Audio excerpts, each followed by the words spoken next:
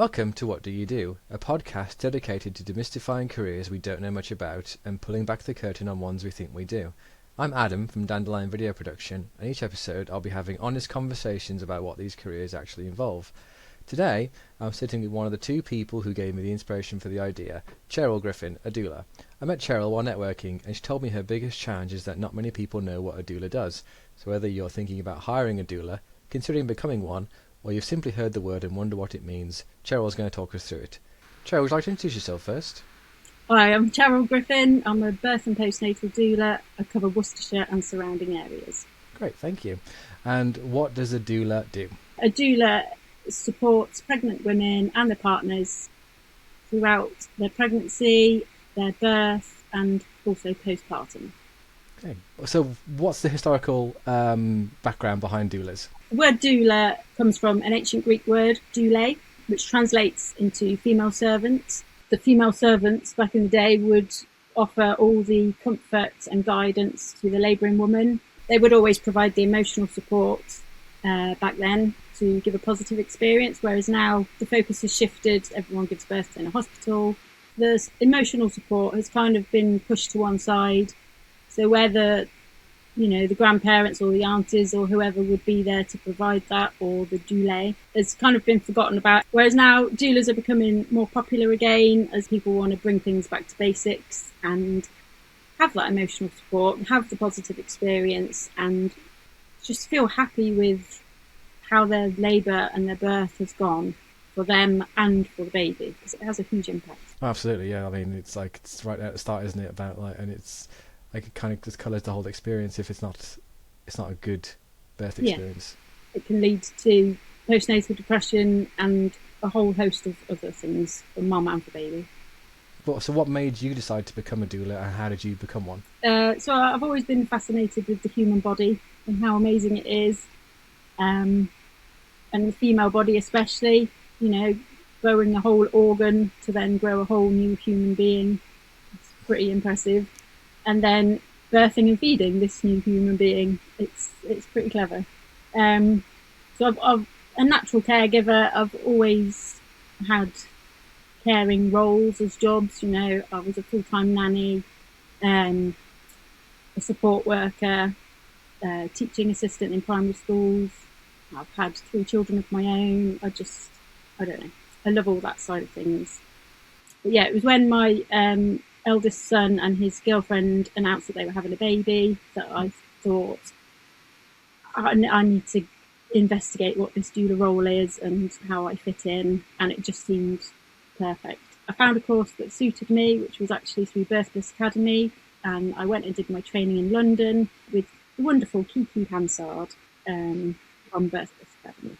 I don't think you appreciate until you have a child that this person just exists now, because you take it for granted that you were born and you don't care about that really, do you? But then your partner creates a whole, well, from my perspective, my partner obviously creates a whole additional person, and they exist, and they're fully formed, and it really is kind of miraculous how the female body is suited and to that, and where it needs, yeah, exactly, and where it needs the support and where it doesn't. And it's until I was a parent myself, I didn't appreciate anything in that direction. So it's definitely a fascinating area I'm not surprised that you're so interested in it. When I completed my doula training, I actually started crying, because I just felt like finally all the pieces of my life had fitted into place, and I'd found what I was meant to be doing on this earth. So yeah, it feels great. That's great. I couldn't only imagine what that feels like, but yeah, I'm glad you're doing what you want to be doing, what you need to be doing, and you found your place. That's great. So what do you do on a day-to-day basis? And I know it's probably a bit of a wide range. So what's a client engagement like? Yeah, my day-to-day varies very more wildly, really. Yeah, it's different every day. So I'll visit postnatal clients, or I'll be on call for somebody who's about to go into labour. The care varies massively because it's very personalised, so what fits one person will be completely wrong for another person. So it's all very personalised and individual. So some women want antenatal support and support through their birth and their labour. Other women just want support once baby's here. What kind of specific things can you do to help out with? So if somebody hires me as their birth doula, we have antenatal sessions where we go through their birth preferences, everything that might come up in birth. So we go through kind of a best case scenario plan and all the way to a worst case scenario plan, which is normally cesarean. We'll discuss the roles of the birth partner and the doula to make sure we're not stepping on each other's toes or getting confused in the actual birth. So we each know our role. So it's all discussed in the antenatal visits in the lead up to the birth, and then during the birth, the doula knows her role, the birth partner knows their role, and they can kind of tag team if it's a long labour. They can give each other breaks. The doula keeps the birth partner on track also, because sometimes in the heat of the moment, you know, these things get forgotten. So it's just keeping them on track for their birth preferences, buying them time if they need it to make decisions, advocating for them where needed. And then I'm also there to offer massage and movement techniques, breathing options, whatever the birth partner isn't covering. But different every time, depending on what the need is. Yeah, everybody's different. Everybody wants something different. And how about postnatally? So postnatally, again, very personalised. Some mums just need a rest, so I can take over looking after baby and any other siblings. They can go and have a nice sleep. They can go for a bath. They can go out for a walk, whatever they want to do, and I'll look after the place. Other times, other people want to just sit quietly with baby and let the doula do everything else. So, which is fine. That's what we're there for. So we can tidy up, we can hoover, we can mop, we can do the dishwasher, we can look after and play with siblings, we do the laundry, you know, whatever takes the pressure off, basically. Yeah, and it's a lot of pressure, isn't it, as well, because you feel like you still should be doing all that stuff, but you have a completely new human to take care of, and yeah, it's a lot to keep on top of, isn't it? Yeah. How long would you normally stay involved, or could you stay involved? I mean, again, that's very variable, but some women want you know, for 6 months or more. Some mums don't realise they really need a helping hand until baby's already 3 months or so. You know, there's no right or wrong. There's no set start date and set finish date. It's all very personalised. But yeah, 6 to 9 months maybe. Okay, I'm surprised by that, actually. But I was actually surprised as well by you saying that maybe not even until 3 months after birth as well. Yeah, because some women, you know, they think they're going to be fine, and they, you know, do their best for as long as they can, and then they reach a point and they think, actually, I'm not managing this, I'm not coping with this, I'm not getting out of the house, I'm feeling a bit depressed, and then they need some support. Yeah. So yeah, it's very individual. And I guess it's more of a common feeling in the modern day as well, where we don't have the village mentality that we used to have. Well, I say used to as if I was there, but like decades and maybe hundreds of years ago, where everyone would chip in a bit more.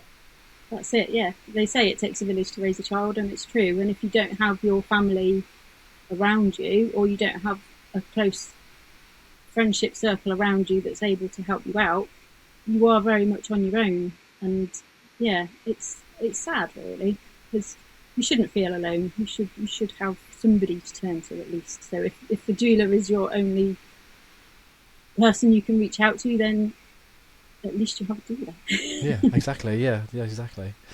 So we'll talk about where doulas fit in, but where do doulas fit in when compared to midwives or nurses? So a doula's role is not medical in any way, shape or form. So obviously the midwives, the doctors, the nurses all take care of anything medical. A doula's role is purely to be an addition to that medical team, to offer emotional support, practical support, and just more of a nurturing role. Sometimes pregnant mums don't have much time in these midwife appointments. Sometimes they see lots of different midwives throughout their journey. And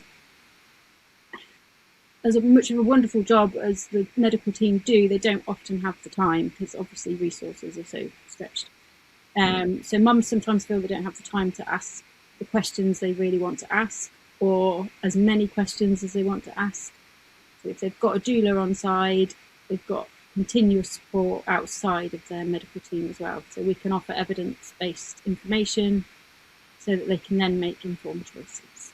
I guess as well, what you were saying before as well about advocating as well, because you will have agreed the plan beforehand, and the partner may, the mother may not be in a position to advocate because they're dealing with whatever they're dealing with. The partner may not have the right language or the confidence to advocate correctly, whereas you've got all the information that you've been given by the partner and the mother, and then you can advocate on their behalf, can't you? Yeah. And also in the heat of the moment, emotions take over for both of them. A doula's there to have a clear head and keep things on track.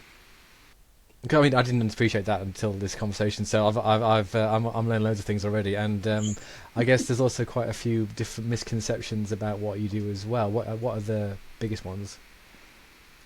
I think one of the biggest ones is that a doula will only attend a home birth, and if you have a birth in the hospital, then that you don't need a doula, but that's not true. Doulas attend all types of births. Yeah, from lovely home births, water births, midwife-led units, labour wards, caesareans, everything. We do all births.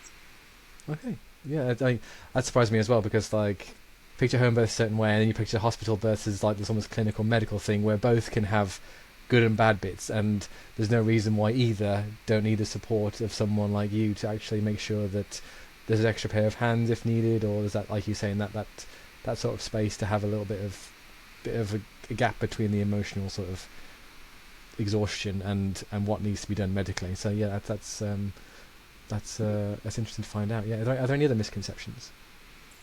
I think often people think, well, they've got a birth partner, so why do they need a doula? What's, the doula replaces the birth partner, and that's not true, because we're there to support both of you throughout the whole journey, and it's about sharing the load and keeping you on track and giving each other breaks if it's a long labour.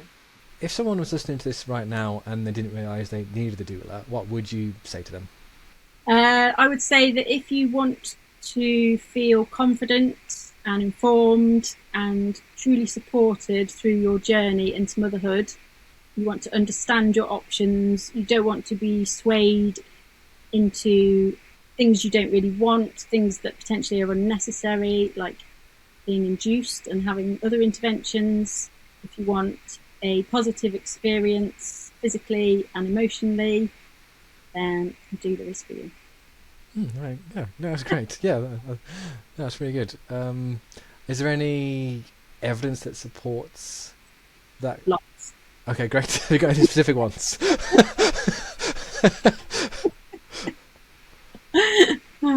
There's lots of evidence to support having a doula with you. The chance of having a caesarean section are reduced quite a bit. Increase your likelihood of a spontaneous vaginal birth. Decrease your labour time.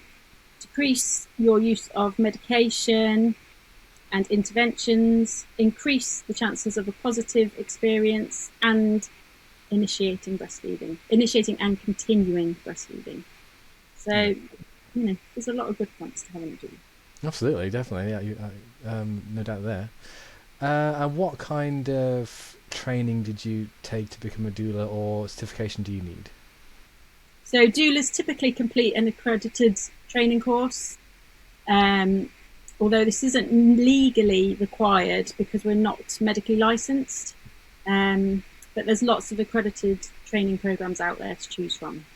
Okay, great. And you recommend the one that you went on? I do. Highly recommend Kiki Hansard. She's amazing. And Birth Bliss Academy. Yeah. How long would the course take? So there's various different ones that you can do. Some of them you can do online. Some of them take a week. Some of them take a month. Some of them take 6 months. There's a huge variation in the length of courses. Okay, interesting. What is the most challenging part of being a doula that maybe people don't expect? I think personally for me, it's definitely the being self-employed side, running your own business. That's an absolute minefield. The actual job of being a doula, to me, I feel comes quite naturally, but the actual business side of things does not come naturally to me. So I'm finding that the most challenging, personally. Yeah, no, I mean, I find the same thing. It's completely different to what you do day to day, isn't it? It's just, but you have to do it to make it all work. Otherwise, you can't get to do the thing you enjoy the most. So, Yeah, 100%. Yeah. But there's also like the side of finding your own clients because you're self-employed. Yeah, finding your own clients. Navigating the medical systems and the hospitals can sometimes be a challenge. Being on call can sometimes be a challenge, and also maintaining your boundaries. Because I'm kind of, for me personally, a very, and probably all doulas, because that's why we do it, very nurturing, very caring people, and it's very hard to find that line sometimes to switch off. I can imagine, especially if you're on call, it's just like you're thinking about the person you're on call with and how you're supposed to relax when the phone can ring at any moment. Yeah, yeah. So that's a bit of a challenge. Yeah. But on the flip side, what's the best bit? What's the most rewarding part of being a doula? Obviously, witnessing the miracle birth. That sounds really shit when I say it out loud.